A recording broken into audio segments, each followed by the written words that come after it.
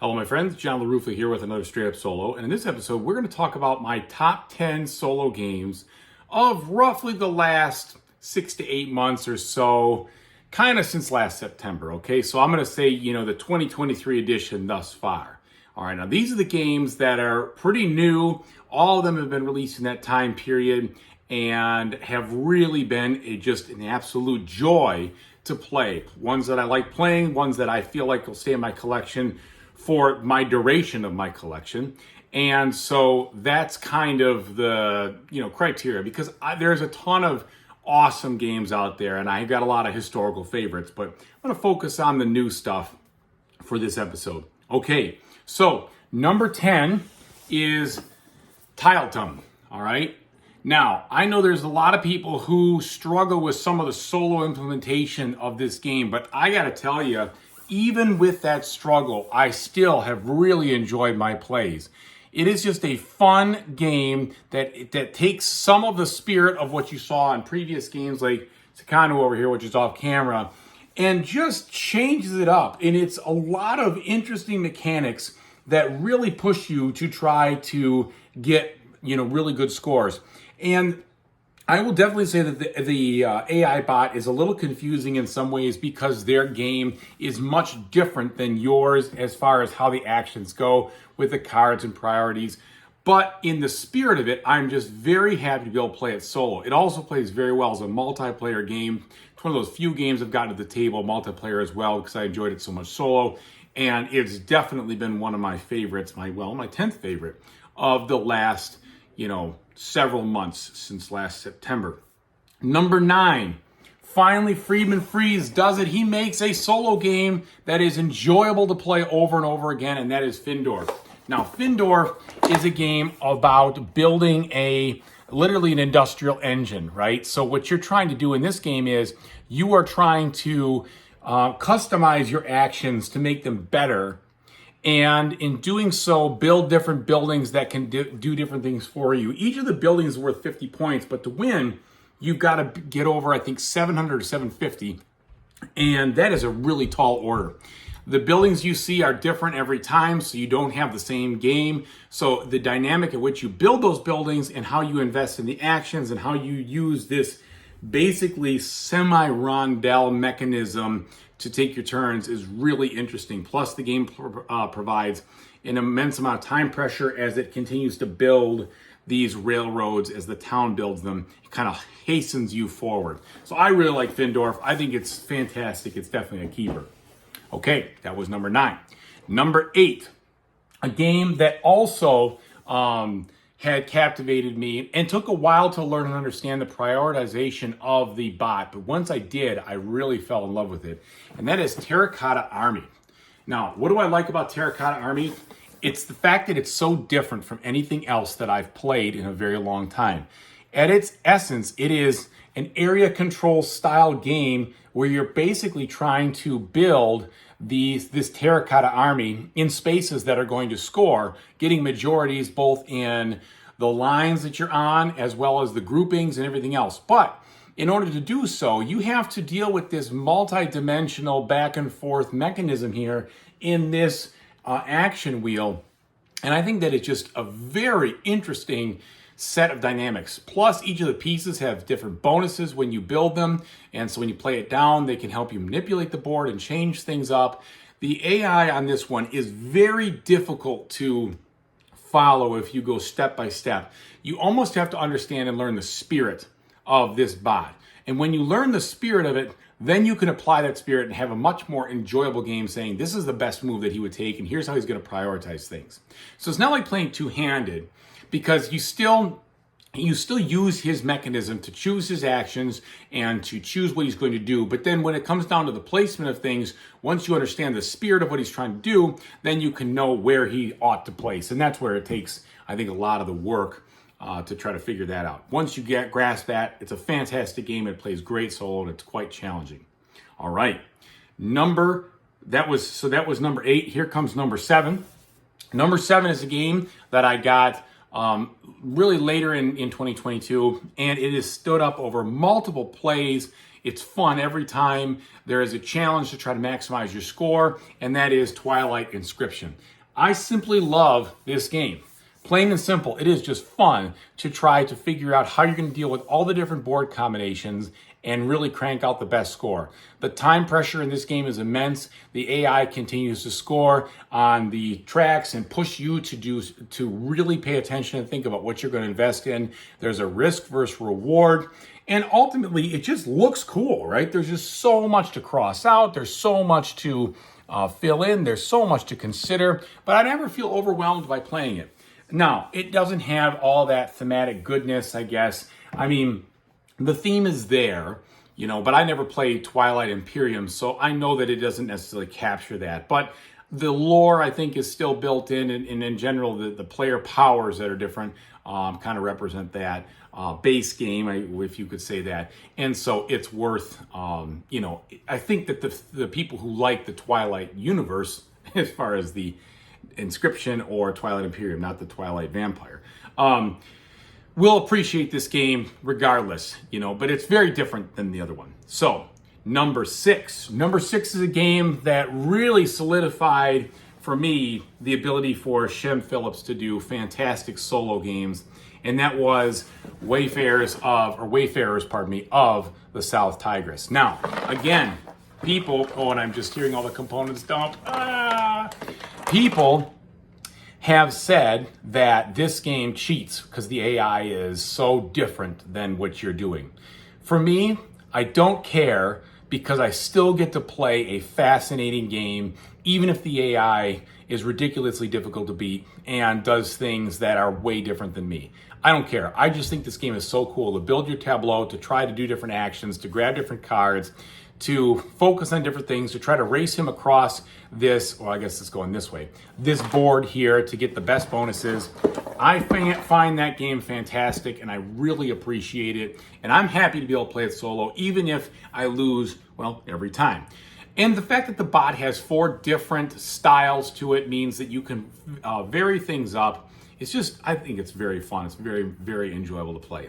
So, if you haven't checked that one out, I highly recommend it. All right, number 5.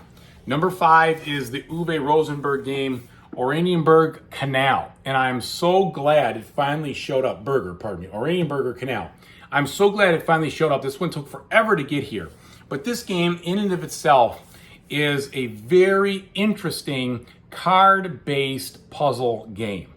And why I mean that is because the actions you take here are not that interesting. They're very contained, they're very basic, they're somewhat repetitive, but the way you build your actual board with the different buildings you put down and their interactions with one another and all the different ways they score and generate points and generate resources and do different things and have to put different roads and canals and paths and train tracks, etc., next to that one, next to them, is just it's immense. And the game comes with 2 decks in the base game, but I bought the expansion, which has 2 more and then 2 more for the second expansion. And those decks play very differently. It's a ton of fun to explore. And even though it's a brain burner, it doesn't take too long to play. You definitely can set that game up and be playing and be done with it in an hour.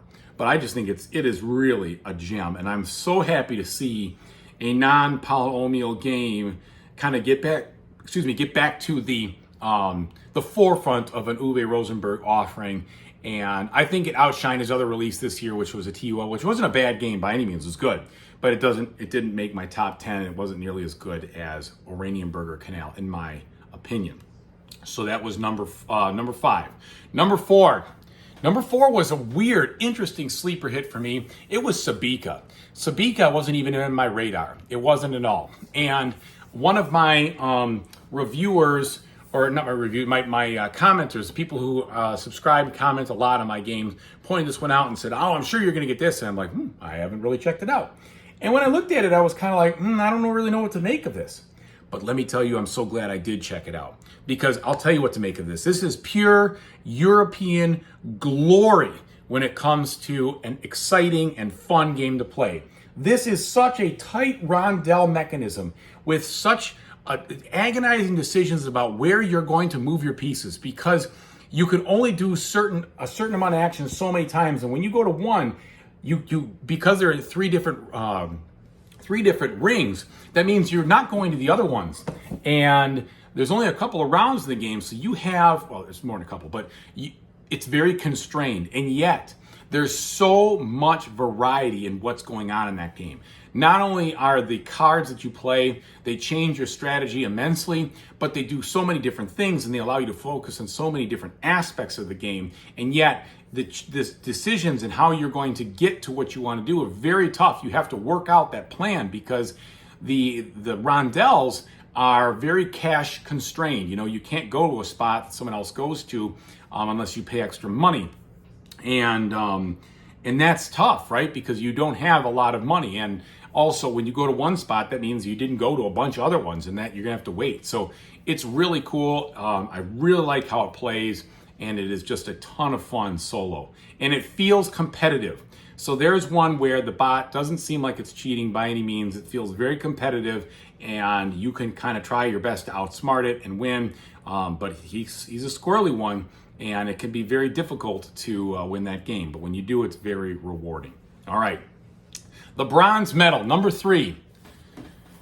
Great Western Trail, Argentina. Boy, let me tell you what, this was just a delight and a joy to play something that still captures some of the main themes of Great Western Trail, the original, and the expansion, but then changes up a lot of the feel of the whole shipping mechanic and what you try to do with your farmers, these boats and how you score them, the way that you take things to the old world. It really just enhanced a great system and made it even more fun. Now, I wouldn't necessarily say one was better than the other, although I do think I like this one a little better than the base game without the expansion. When you put the expansion in the base game, they are very much neck and neck. But I represented this one because I was so excited the fact that there was yet a game in the same family that really was exciting to play and just very fun.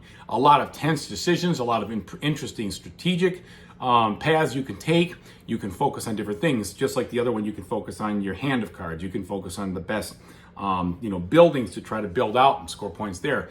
The shipment part is even more important. Now that you have wheat involved as you're farming, I think it's wheat or grain, there's 2 different things that determine where you're going to ship and how you're going to do it and how you're going to score later points. Just a real improvement, I should say, an expansion of breadth in a great system that works really well. So I'm so glad they worked in a solo component to this in the previous 2nd edition. It's definitely a solid game. I love playing it, and I enjoy each and every game that I do play of it. Okay, number 2. Number 2 was a Kickstarter that took a long time to show up, and it is also a theme that I enjoy, and it was even better than I could have hoped. Because I kind of backed it, I'm like, okay, well, this theme is cool, and I like the theme and everything, but is it really going to be a good game? It's tough to say, because sometimes, you get these themes that you're excited about, and the game is kind of mediocre. Well, that is not the case for Distilled. Distilled, my friends, provides such a thematic and fun experience while you're playing it. It's very challenging solo because the way you work the solo is that you build a pyramid of conditions that you have to accomplish. Plus, and then there's a score at the end that you have to achieve. And if you don't accomplish a condition, you can't move on. So it really forces you to try to think about, how am I going to accomplish these conditions with the specific type of spirits in my tasting card, with all the other tactical choices that I have to make. It is really, really fun and deep, and I wouldn't say overly complex, but to be able to, work through the puzzle is quite a joy. And it's one that I can play solo again and again. It's one that's very fun multiplayer as well. It was worth every penny. I really enjoy it, and there is a ton of content in this box. There really is, because not only do you have all sorts of different cards in the market and all sorts of different things you can make, but those goals constantly change. So every time you play, you're playing a very unique situation, unique puzzle, and you can try different people with different signature recipes and different signature powers. You can try different recipe cards, like I said, that only allow you to do a certain, I think 7, or maybe there's a little few more spirits in this game. You got to focus on those, and each of those have unique recipes, etc., etc.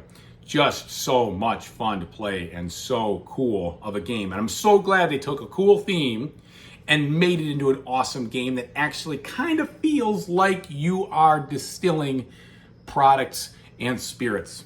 Because the way you do it, you put it all into the mash and you shuffle it up, and then you have to distill off the top and distill off the bottom and see what you're left with.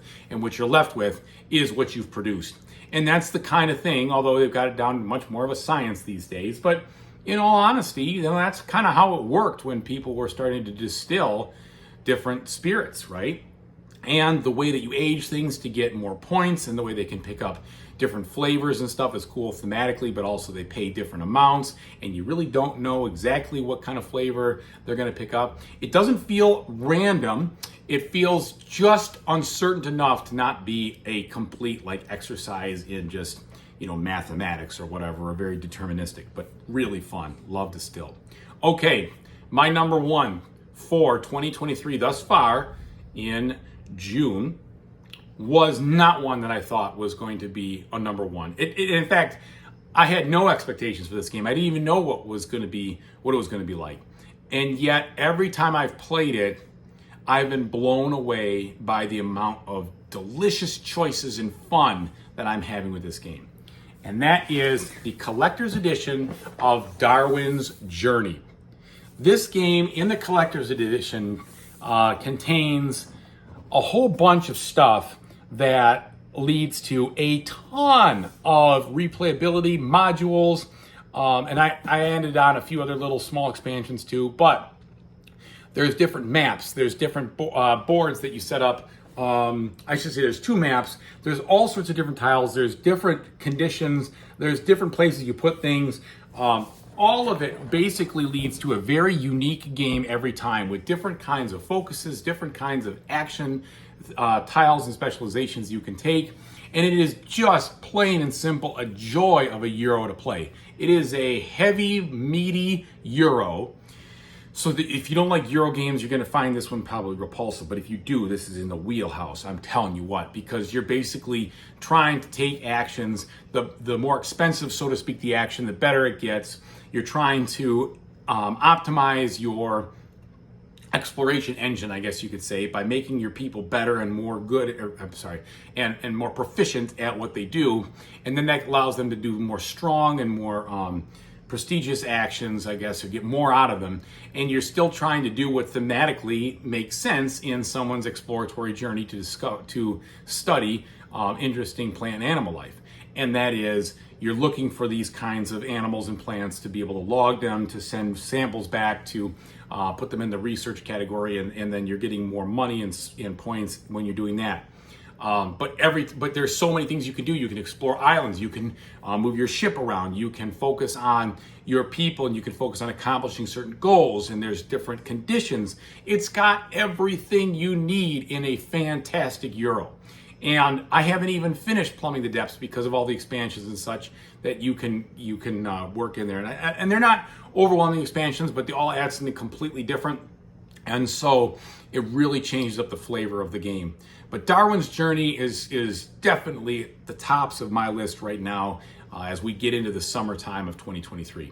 So I really hope you enjoyed this video. I'm very interested to see which of these you've played, which ones you like, which ones you don't, what makes your top list. In order, again, to keep the comments kind of in the right scope, I'm going to say, the top games that have been released for you in the last 9 months or so, pretty much since the fall.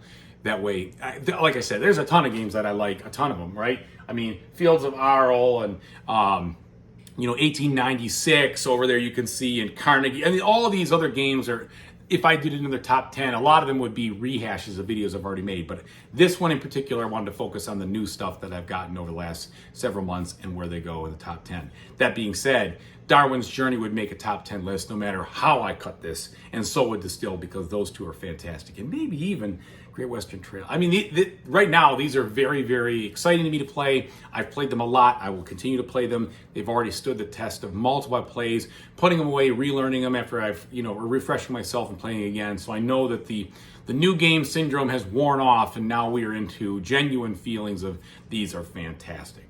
So, thanks so much for watching. I really appreciate it. Whatever you decide to play in the future, I really hope you have a fantastic time doing it. Take it easy, everybody.